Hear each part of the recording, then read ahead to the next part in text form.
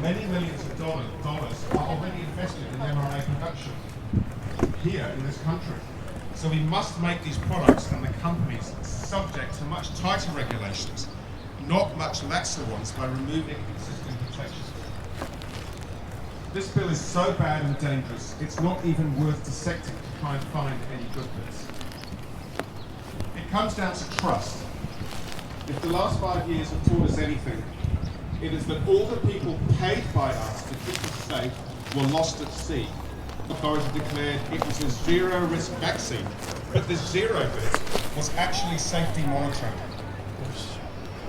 And how many GeneTech injured people are gaslit and made invisible? Why would authorities do anything different next time? Politicians willingly threw human rights under the bus and pulled legal and political tricks to get the job done of injecting gene technology into the entire country. Ignored and not upheld in the courts. Okay. Those of them that genuinely put New Zealand first, that's the politicians, can start to right some of the wrongs of the COVID era by rejecting this bill. It is beyond fixing, since its intentions seem to us to be highly dangerous. It takes maturity and wisdom, not just intellect, to appreciate the dangers this bill represents. And it seems that we opponents have that in spades. And we demand the government listens and abandons attempts to sell our biome to the highest bidder, wreck it in the process. Thank you very much.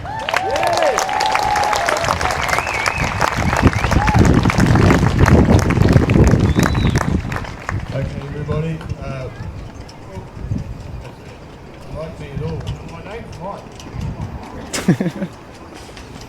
Might try to get a bit closer in. This is like Mike Failures right now. See if I can get a bit of angle. Thanks. Cheers, bro. Having microphone failures. I wonder if that's from an EMP or something. I don't know. Curious about that. And today we're celebrating the power of collective action. Did you know that Aotearoa loses 192 million tons of soil every year? That's the equivalent of 400,000 dump trucks of soil thrown away every week. Did you know that the reason our agricultural system relies on chemical fertilizers and pesticides is that it was forced in that direction after World War II, because a whole lot of corporations had stranded assets in the form of chemical weapons. So instead they weaponized our agricultural system by forcing us to pour it into pesticides. Jeez. Of course, it's the same argument as the GE corporations tell us now about genetically engineered crops. That's bullshit. All it's going to feed is the profits of multinational corporations. So hey, the world is crying out for safe, organic, regenerative food. Imagine this country if all our agricultural systems were organic, were regenerative. They would command a premium in terms of our exports. It would turn our economy around. Yeah. So we can showcase a different way of growing, a different way of living. So, spray, GMOs, all go together, sick soil, sick animals, sick people, that's the result. You've heard it before. So the government is listening to this guy, Dr. Rolleston. Well, he certainly doesn't have any credibility with farmers, so don't speak for us. Your misleading statements are all over the papers, and you don't speak for honest science. And guess who's backing him? Luxton. He's taking these misleading statements and stating them like they're a fact. They're not a fact at all. This is the problem. So Rolleston said this is pretty much a natural phenomenon, this genetic engineering, this gene editing. It's not natural. It's not controllable. And it's not safe to eat. Causes cancer, allergies, infertility problems. So why is it not safe?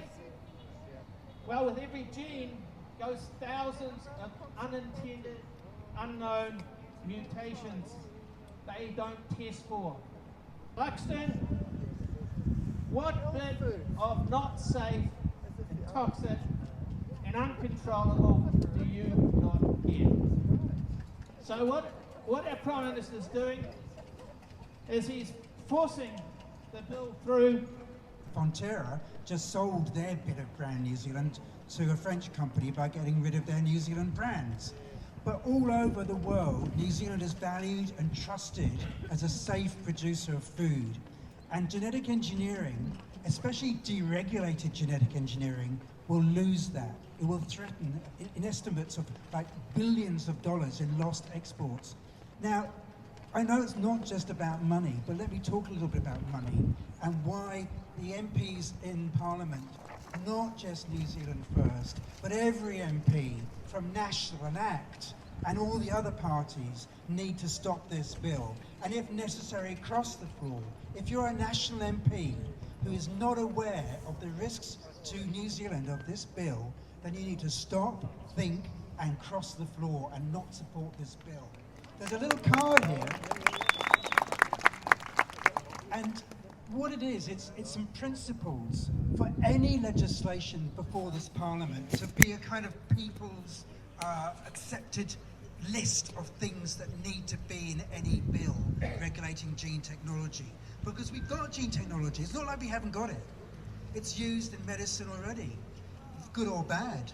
But this bill, and the thing is to be really aware of this, this bill excludes regulation of many new genetically engineered organisms, bacteria, fungi, plants and animals. It's not just about farmers. It's not just about the medicine. It's about our whole country and the whole environment and our economy. Now remember, there's been no economic analysis of this bill except by one independent body that looked at the costs to New Zealand of losing our clean, green, non-GMO, GE-free reputation and exports. Up to $20 billion a year lost asset. Now, that might be exaggerated, but no one else is saying what is the right figure. So just to finish off, I want to give you the list on this card. And this card, and its various versions of it, is addressed to every New Zealand MP, not just thank you very much New Zealand First for listening and not following along with the select committee that completely betrayed the public, completely betrayed the submitters and just said, oh, we never heard anything except this is the few tweaks we're going to make to this bill. It's an absolute outrage, and I can't believe that those people on that committee can look at themselves or sleep at night for having done that. Because the people and the submissions that went to that select committee said, please stop, please include some of these things in this bill that are not there, like protection of our non-GMO export asset worth billions of dollars, like choice. They are taking away regulation of organisms that will not be labelled unless good old Woolworths, and good old PAMS, and good old New World, and Zespri, and Fonterra label it voluntarily because the government is saying you don't have to label it, you don't have to test it. The companies will be in charge of saying these products are safe because they've been assumed safe, completely unscientifically. Some of these organisms don't even exist and they're assumed safe. You've got to allow people the choice to say no. You've got to allow farmers to keep GM free. You've got to allow precaution. The precautionary principle is the guardian of nature and of human health, and they've removed it from this bill. There is no precautionary principle. The regulator needs a backstop. The regulator needs guardrails to say, look, this is very dangerous for nature, or this is very dangerous for humanity, and I'm not going to approve this product. They haven't got that power. That power's been taken away. We've got to have ethics. I'm here to talk about Brand New Zealand, but the animals in line for extreme use in genetic engineering experiments, as we've already seen, will continue and expand unless we stop it. We've got to have control in New Zealand, not approved products from overseas and they've been rubber stamped there, you're going to have them here. We've got to have sovereignty, we've got to protect New Zealand's unique identity, we've got to protect Brand New Zealand.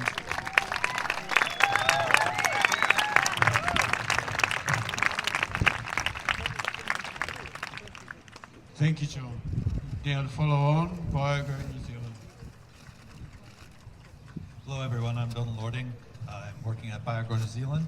We're an organic certification company, and I'm very happy to have this opportunity to celebrate keeping New Zealand GE free for now and forever.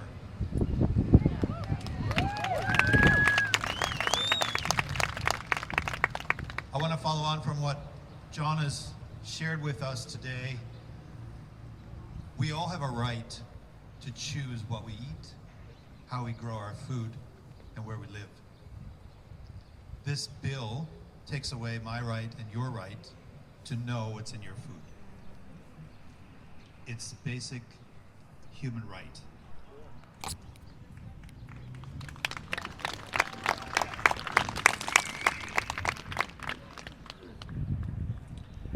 If I'm a farmer and my neighbor plants a GE That guy had a Niwa crop vest shirt. and my farm gets contaminated, it's my problem under this bill. Is that right? No. That's why I want to congratulate the political parties who have stood against this bill. And it shouldn't go further. It shouldn't go further. It can't go further. So this isn't just about organic. It's not just about regenerative. It's not just about GE free. It's about all of our food. This is a choice that will change not only our lives, but the lives of our children and all of the people to come here in New Zealand. We can't have that happen. Let's not have that happen.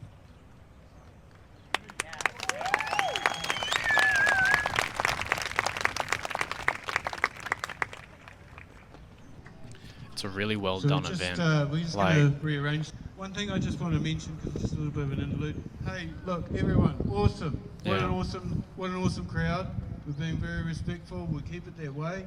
And remember that we're here to thank everybody from a political party. One thing I just want to interject that John actually came across when he went through the regulations and what's come out now is the gene tech regulator. He cannot be sacked by a sitting MP. Now that's quite frightening. Today, what is happening in New Zealand. The reason we are here today is from the influence of neoliberal ideology, which threaten our fundamental understanding of liberty. True liberty is not simply about doing whatever you please. It is about making choices that are right and just. Many libertarians strongly promoting of a moral economy aligned with fraud and superficial success. While some of us view sometimes the left as destructive force, we often overlook the dangers posed by the neoliberal right. This misguided belief in free market results in concentration of power among a few individuals, prioritizing corporate interests over the well-being of our citizens, our economy, our environment, animal health, and stability of ecosystem. This bill is coming from a political ideology represent the idea that greed is actually the principles of communism. How can we be so misguided? How can we be so convoluted? Allowing such a bill into this parliament seeks to upend and overhaul our life, jeopardizing our health, our well-being, and our economy that relies on agriculture. We have built this nation on the principle of that an individual can have a piece of land and a seed, and he can feed his generations for generations to come. That is gone. Once we allow this bill, this basic, even before the Europeans were there, that principle was here. Give a man the land, give him seeds, and he can feed the generations to come.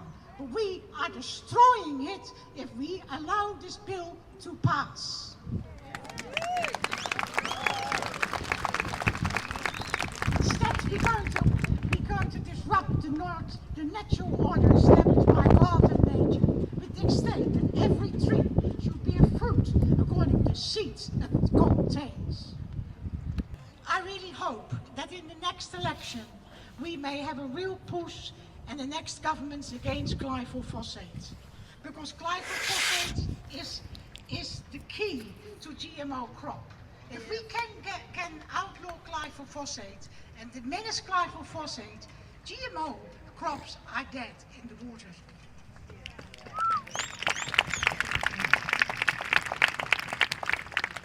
I hope that this bill will never pass, and I hope you all will keep on striving for this.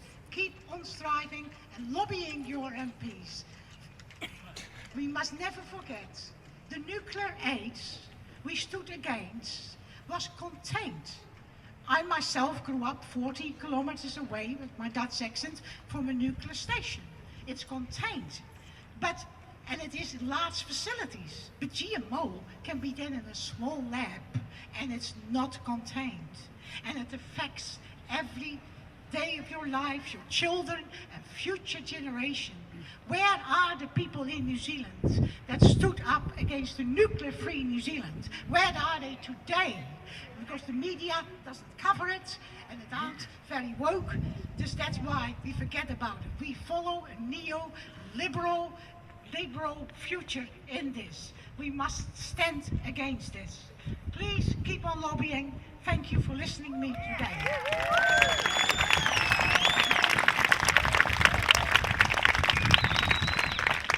But I have to say, I'm standing here in my own capacity because I had so many emails, so many phone calls against this bill.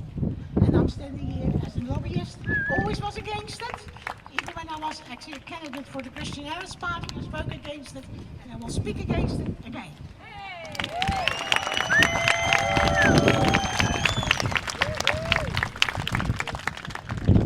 Has been a long It's quite a really good event. It's really well done, so good job, G. Honestly, you did really good, Callum, so good job. It's really well done. I'm quite surprised how good it is. Kia ora koutou katoa, ko sukechli aho, and thank you so much to GE Free for organising this event today. Thank you all for turning out here. Thank you to those political parties, the Green Party, the Labour Party, particularly to New Zealand First for standing up within that coalition, and to Party Māori. Thank you for standing up against yet another attempt to fast-track GE in New Zealand. And I have an incredible sense of deja vu, standing here in Parliament in a protest against yet another, as I say, attempt to fast-track GE, because for 25 years ago there was an enormous campaign, which I'm sure many of you joined in or participated in, to stop the attempt to fast-track GE then. And had we not stopped it, we would have genetically engineered ryegrass growing all over New Zealand and contain clean green land.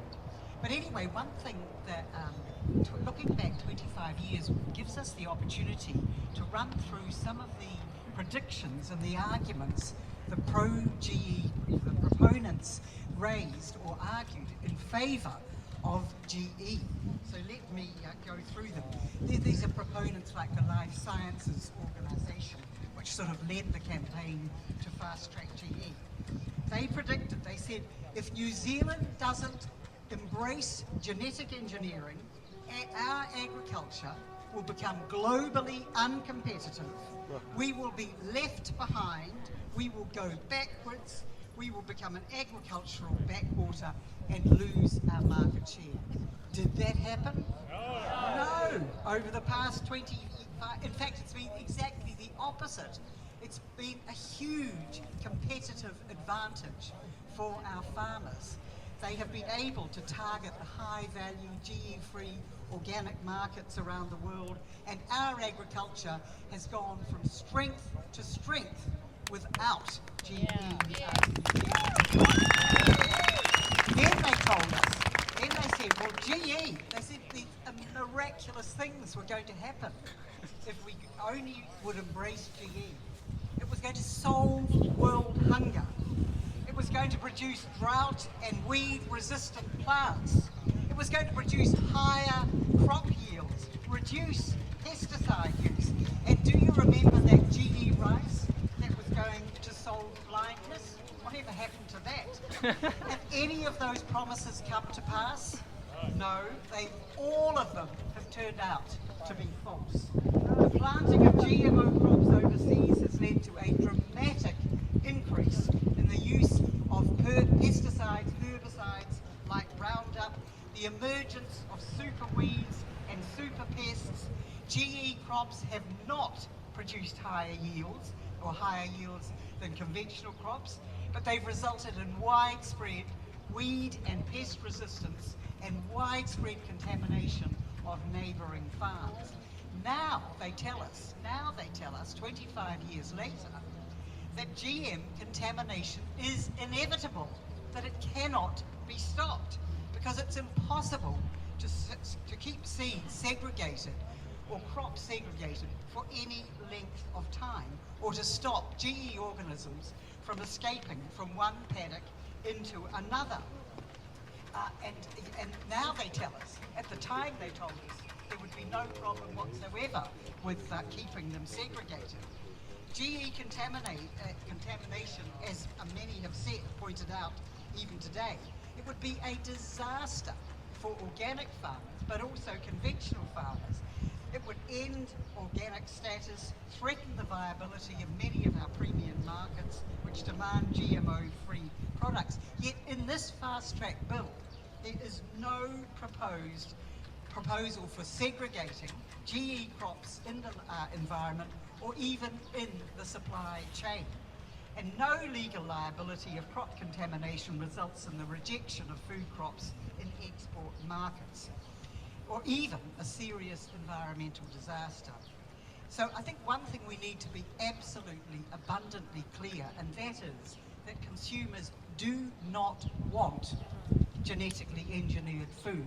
There is no market for GE food. We don't want to eat potatoes with an African clawed toad gene in them, or a cauliflower mosaic virus, or, as so many of them have, an antibiotic marker gene in them. We don't want to eat potatoes that are controlled by Monsanto.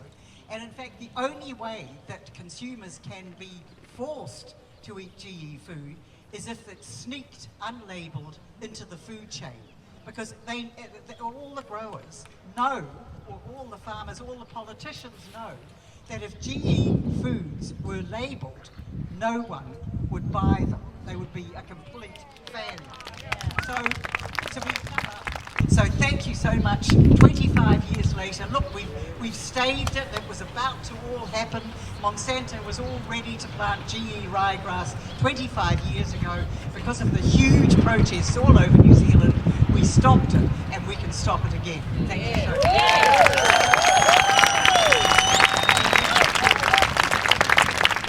Can I just say, I wouldn't be here today if it wasn't for this woman here, so thank you so much. Keeping our country GMO-free 25 years ago. I'm introducing myself. I'm Deborah Murta. I want to ask us today why are we truly here? It boils down to love. Love for our people and our planet. And this very beautiful country we're proud to call home. Thank you. Yes. They call it innovation. They tell us New Zealand's policies are outdated, that we need to keep up with the world. But this government has provided no economic cost-benefit analysis to support this bill for its serious trade and market impact risks. If Luxton believes this will make us rich, what is he basing this upon? Or is that actually telling us something? What they are doing is opening the door for global biotech corporations to own and control our land, our farms, and eventually our future. This isn't about progress, it's about power. With almost 15,000 submissions and 97% opposing this bill in its current form, the government was told loud and clear, we do not consent. Yet why are they pushing it through anyway? So I ask, who are they really working for? Who's pulling the strings behind the scenes? Because it's not we, the people. This bill would end our clean, green, GMO status overnight, taking us from one of the world's most respected agricultural nations to some of the most loosest gene tech policies on earth. This bill destroys our food labelling laws. So gene-edited foods will arrive on our shelves and in our restaurants with no freedom to choose. This strips us from one of the most basic human rights, the right to know what we're pushing into our bodies. We are told gene editing is safe and effective. Where have we heard that before? Yet in the so-called hornless cattle experiment, scientists thought that made a single change. But regulators later found that over 4,000 base pairs of bacterial DNA, including antibiotic resistance genes, were unintentionally inserted. This is not precision, it's gambling with nature. This is about man playing God and the egoic arrogance of believing he can alter, manipulate, own and control what natural evolution has built over millions of years. And this history has taught us that nature always wins. We already have superbugs and super weeds because man cannot outsmart evolution. And now they want to edit the code of life itself. 25 years ago, I founded the Queenstown chapter of MADGE, Mothers Against Genetic Engineering. Back then, we fought alongside Green MPs like Sue Kedgley here to keep New Zealand GMO free, to protect our labelling laws and give parents the right to choose what goes into their children's bodies. We did it then and we can do it again, because this time the stakes are even higher. The push for gene-edited crops and animals, and even humans, is coming from the same global forces behind the World Economic Forum, the Gates Foundation, and multinational food giants that already control more than 80% of the world's seed market. They call it sustainability, but it's corporate capture of governments, of farmers, and of life itself. Once a gene is patented, whoever owns that patent owns the life form. That means a handful of corporations could own the genetic code of our food supply and charge farmers every season for the right to grow it. I could stand here today as a metabolic health expert of 30 years who studied every move of big food, big ag, and big pharma over that time. And I could tell you how ultra-processed, pesticide-ridden GMO foods are destroying human health and are driving the epidemic of metabolic disease and are contributing to mental health illness. But today, I stand here as a mother and as a grandmother, out of love. Yeah. And for our generations to come. I believe in the intelligence of the New Zealand people. We are not anti-science. We are pro-truth, pro-safety, and pro-sovereignty. New Zealand's clean green image isn't marketing, it's our identity. It's the heartbeat of our exports, our tourism, and our pride. To lose that for corporate profits would be unforgivable. So I ask you, will we let unelected global entities dictate what we grow, what we eat, and how we live? No!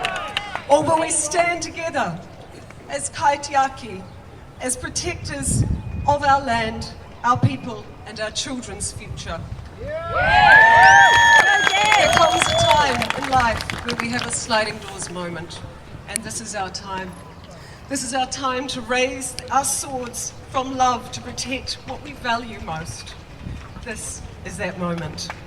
So I encourage each of you to stand with us by writing to your MPs and asking them to vote against this bill. Together, let's stand in truth, in love, and in courage, and tell Parliament loud and clear, we do not consent. Thank you.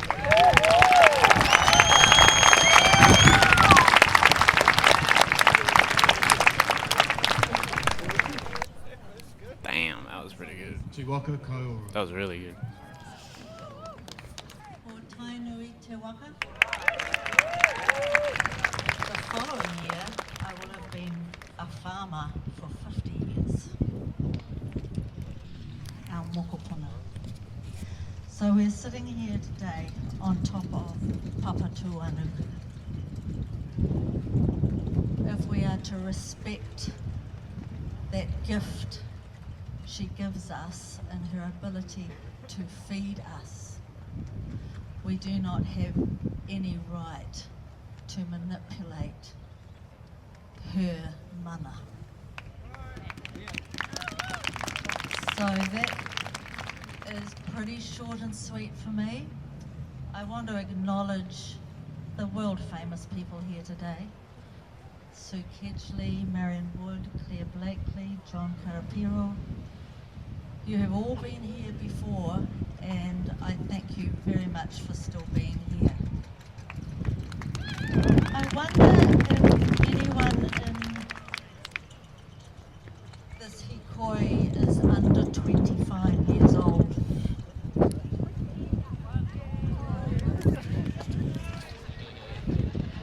Two handsome nephews. I think this is our challenge. Our challenge is to bring the young people along, because they have been in an education system that has not allowed them the freedom to think outside their box. So speak to your tamariki, speak to your nephews and your nieces, explain to them what is happening here. Just one final call out to Jenny Doyle. Kia ora, Jenny. Grew vegetables on our farm, I don't know how many years ago, but we still have a paddock named after you. Kia ora. Nō reira, tēnā koutou, tēnā koutou, tēnā koutou katoa. I worked very heavily with Claire Blakely, around the GE field trials over the years. So we would go over to the EPA, to the hearings, to try and stop the field trials because they were likely to be done in very crude, slack ways, and there were risks to the environment of New Zealand. And invariably, the EPA would give them the tick. It was just a rubber stamper going through a charade of those trial applications. So we did a lot of detective work to work out where these so-called secret field trials were, and we were really successful. A bit of intuition, a lot of getting around on our, walking around and looking for them and the likes. But the GE Animals one, we were actually invited in to inspect there. The GE pine trees at Rotorua were a little less secret. But every one of those field trials was operating with lack of regard to their consent conditions. So the one that the Brassica one we found in, down near Lincoln, I climbed over the fence, took photos of the GE Brassica regrowth flowering. An absolute strict thing was in the conditions that they were never to flower. They said hand on heart that they wouldn't let them flower and the likes. Those same scientists that have given disregard, whether it's the GE pine trees, the genetically engineered animals, which is super cruel what they did there, and then the GE brassica trials. They are the ones that have been promoting this, getting into the depths of the Royal Society and coming in here, doing so-called science information evenings to the MPs, hoodwinking them, not telling them the truth. And so what I'm saying here basically is that every single time that they had a consent condition to do a field trial, they broke their consent conditions. They cannot be trusted. They are total cowboys with total disregard to what regulations are put to them. But what this government is doing, or wanting to do, is to make it even worse. They just want to take away so many of those regulations, and some of those same people have been closely involved around the setup of this new legislation and the supposed regulations that will follow. So it's imperative that we stop this thing in its tracks. Absolutely imperative.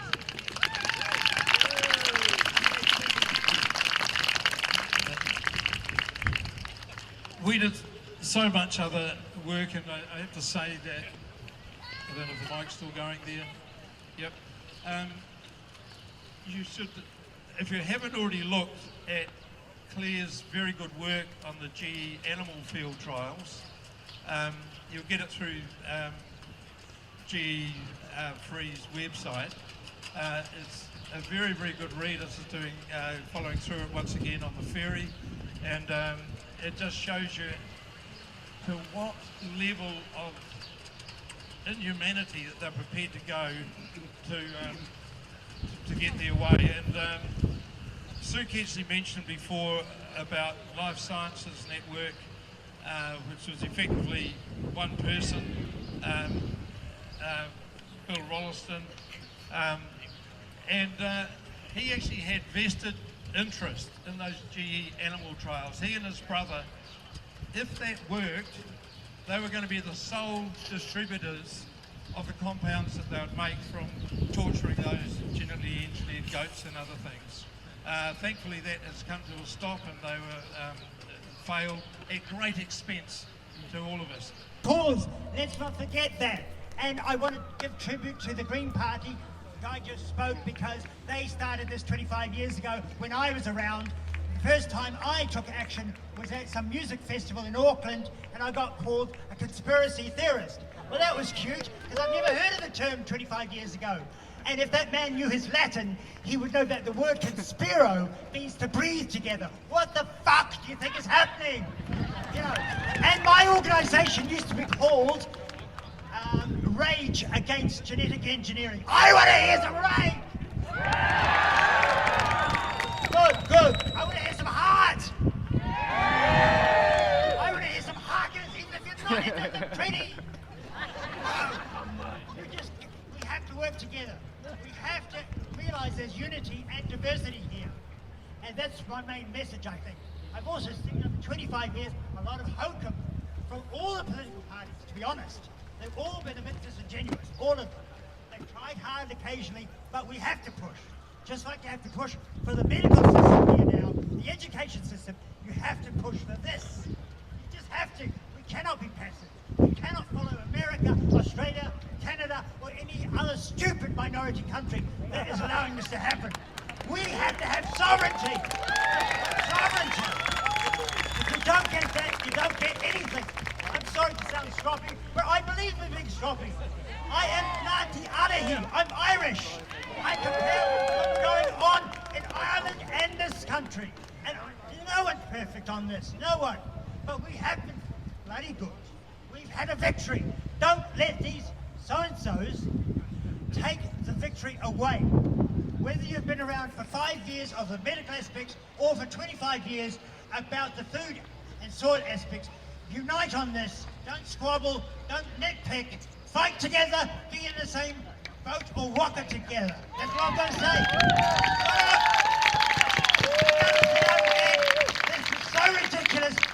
just change the Has No Act? Why couldn't they have done a simple solution instead of this stupid solution? And it says something about their intelligence and their agenda that they didn't do the simple way. Thank you.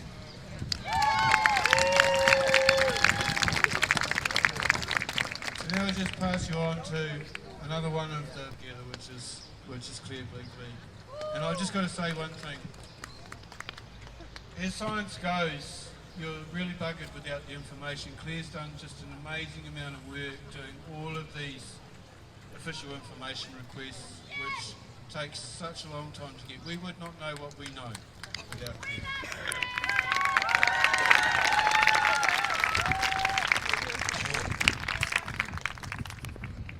Thank you so much for all coming, because you know, it is your support that has given us in G-Free New Zealand, GE Honesty, the strength to carry on in this kaupapa.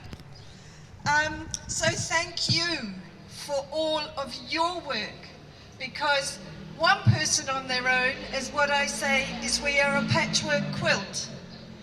And each one of us is a different colour, and when we sew ourselves together, we make the most beautiful patterns. So just think of us as all slightly different, but all on the same kaupapa. So I'm here to say we need to keep New Zealand GE free, and we'd like to thank the parties who have opposed this horrific bill.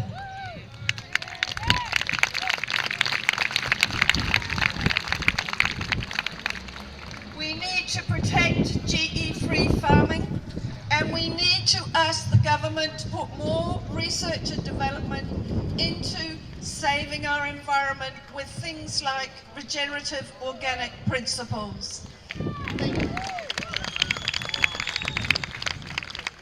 We also need to protect our seeds, because once they're contaminated, we will lose our diversity, we will lose the heritage, the heirlooms, but also they're weak, and as Sue said, they are dependent upon pesticides.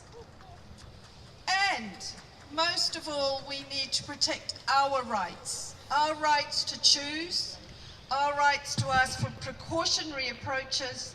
And this bill, I have to say, regardless of the tweaks that could be done, it will never ever be able to pass muster. It is not safe. We have to ask the government to halt the bill, stop the bill, and throw it in the trash. Thank you. I've just heard that we may just have to wait a wee while, so just talk among yourselves. Apparently, Winston Peters and his caucus is going to come down and talk to us. So, keep going. I was going to say maybe we could get the bagpipes back and welcome him on. I wanted to mention it's not just here that people are gathering.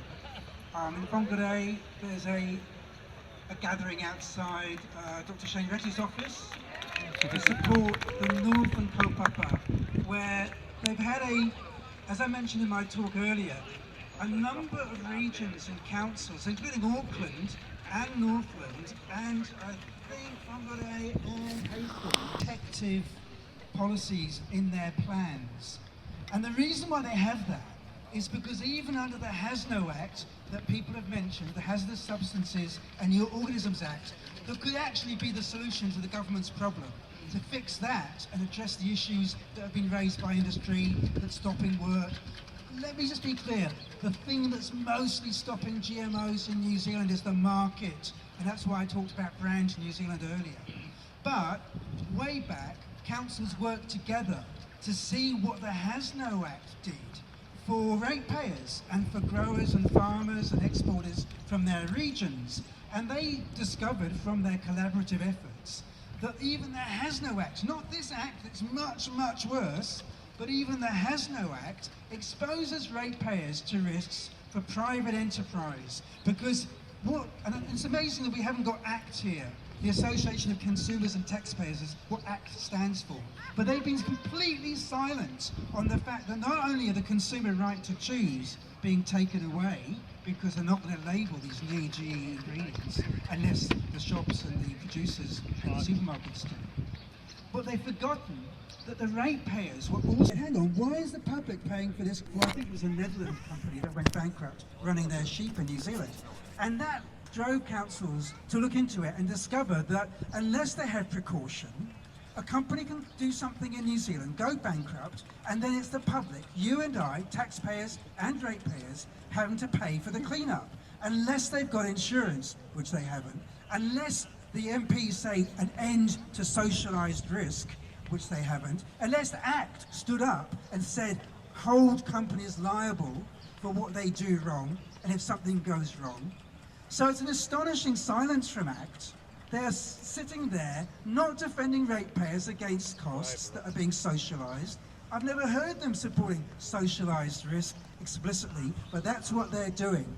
Only New Zealand First has stood up and spoken up for the public interest. And thank God, because all the others are sitting silently and betraying the public.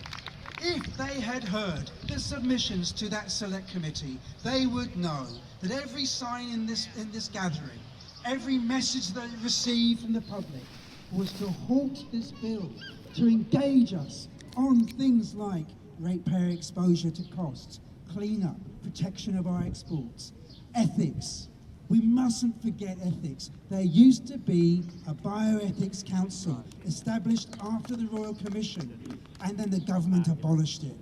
Without ethics, without some kind of guard against things like eugenics, that is still in the atmosphere all over the world, making ideal humans using genetic engineering, that needs to be under the remit of this bill or any bill. We cannot have cruel experiments. Claire Bleakley has done an extraordinary job reporting on 20 or more years of nasty animal experiments that have not been successful. And I also say to all those people who say, oh no, you need this, you need GE, you're going to have it. Where are the successes overseas? What are we missing out? Now look, you could say, oh, the future's going to be different. The future's going to have much better solutions to climate change or sick people or pollution or whatever. Maybe. But you don't give up our GE-free point of difference. You don't give up what makes New Zealand special and unique at a marketing level, and you don't give up the public interest in regulation. And that's what this bill does. That's why it must be stopped. That's why in Northland, the people outside Shane Vetti's office are calling on him to help stop this bill. Kia ora. So I missed it before, but essentially what they said is the person regulating the bill cannot be sacked. The regulators can't be sacked if they do a bad job. We cannot afford to have any in biochemistry and microbiology, because I was stupid and naive enough to think that genetic engineering was a solution. But the more I learned about the risks. And once you looked at the Human Genome Project, where they expected one gene had one effect. What they found was each gene had many effects. And that put an end to the whole logic of, oh, this is just very easy, we'll just choose what we want. They know the science sucks. They know it. And they're doing it anyway. At least 25 years ago, they came and asked us. They went around the country. It wasn't a great process, but at least they asked. This time, they're just sniffing for all. Thanks so much.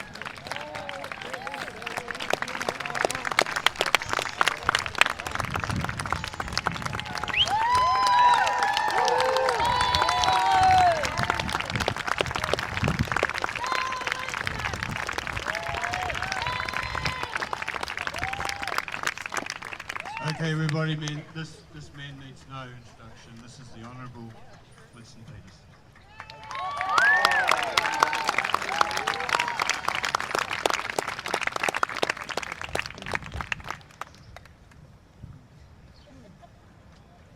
Good afternoon. Good afternoon. Is this going? Can you hear me on the back? Yeah. One of your friends said that. The guy that shouted out, one of your mates said that. You know what the old guy at the back of the room said? I can, but I'm very happy to change things with somebody who can't. Smart Alec. Oh, no, look, if you're talking about bullshit, you come to the wrong convention here. We're talking about a bill that could dramatically change this country, and we have said in our coalition agreement that we will not vote for, but it's certain conditions that are not met, and that's where we stand. Politicians are very keen to tell you what they're going to do. They're fast on the lip and very slow on the hip. In this case, we're not going to promise to build you a bridge where there is no river. We have made it very, very clear. We want to ensure that when we go forward with the greatest protections of safety, and that's where we stand now. Those of you holding up those slogans, World New Zealand First, put New Zealand first, what do you mean by that? That's all we've ever done, right? We've been fired, we've been sacked, we've had more court cases than any of you have had hot dinners. And we've paid for them ourselves all the way to the Privy Council because we put our country first. That about it? You got our assurance? We're not going to be seeing fish going down this river with 3 eyes. or some bull walking around the paddock with an udder on it. Because there's some change. No.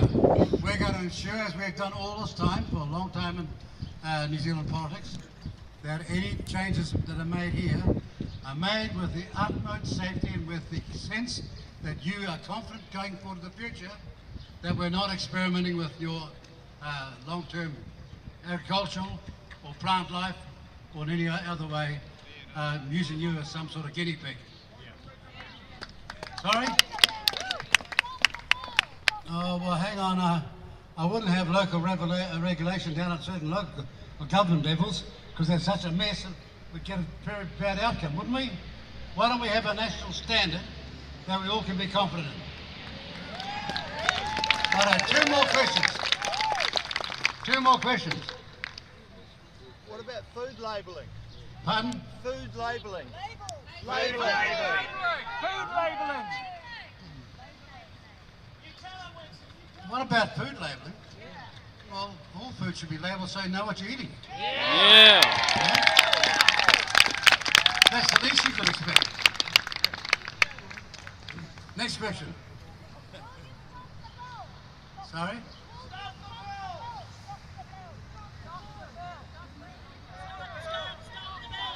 No, look, hang on a second. We don't go in for absolutism. What we've said is this bill's going nowhere unless we're satisfied and we're confident that it doesn't represent any danger, to New Zealand going forward. Is that clear enough for you? Yeah. I beg your pardon? One more time. Have you seen what we promised in the coalition agreement? Right. Well, we're going to stick to our word. Be assured of that. But what I won't do is come down here and give you an absolute answer when if we fix the bill up, it would be safe to go ahead. You see what I mean? Oh, so you're saying the bill can't be fixed up? National interest thing. All right. Let me tell you, if the bill can't be fixed up, it won't be going ahead. I know you're confused, but you're talking New Zealand first here, and we understand logic. One more question. National interest test. The national interest test. How about that? Oh, look, the national interest test, the national interest test can be distorted and perverted for anyone's cause. No, we want something far more scientifically measurable and fair than that. Completely GM. No fixing the bill. Get rid of it. All right, okay. Well, look, stand back and watch. You wait till the thing... I know what you're saying, but how are you going so far? You know, that sort of absolute statement by a person like that, I know what you want, but you're not going to win unless you understand that this takes some courage in politics. We're going to examine this thing as we've committed to do. And if it is unsafe, It will not be proceeding. Thank you.